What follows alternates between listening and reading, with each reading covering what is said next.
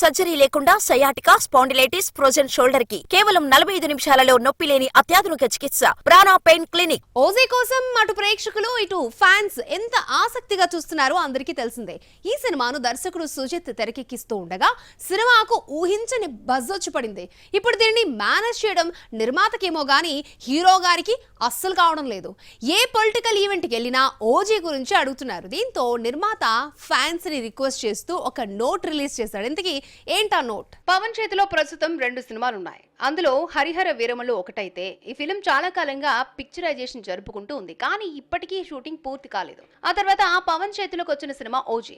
ఈ మూవీ వీరమల్లు కంటే స్పీడ్ గా షూటింగ్ జరుపుకుంది. ఓజీకి పవన్ కాల్ షీట్స్ అడ్జస్ట్ చేస్తే బొమ్మ పూర్తయిపోతుంది. ఈ 2 సినిమాల్లో ఓజీకి ఒక్కసారిగా విపరీతమైన హైప్ వచ్చి పడింది. ఆ హైప్ రావడంలో సుజిత్ టేకింగ్ ఓ కారణంగా కనిపిస్తోంది. తాజాగా ఓజీ సినిమా హైప్ ఏపీలోని పవన్ అటెండ్ అయ్యే పబ్లిక్ ఈవెంట్స్ లోనూ కనిపిస్తోంది. ఆ మాటకొస్తే కాస్త ఎక్కువగా వినిపించడం, ఫ్యాన్స్ రూపంలో అరుపులు, గోలతో కనిపించడం జరుగుతోంది. పవన్ అటెండ్ అయ్యే ఏ సభను, ప్రెస్ మీట్ ను ఇక్కడ ఫ్యాన్స్ వదిలిపెట్టడం లేదు. దీంతో పవన్ ఒకంత అసహనానికి గురవుతున్నట్లుగా నిర్మాతల దృష్టికొచ్చింది. గతంలో కూడా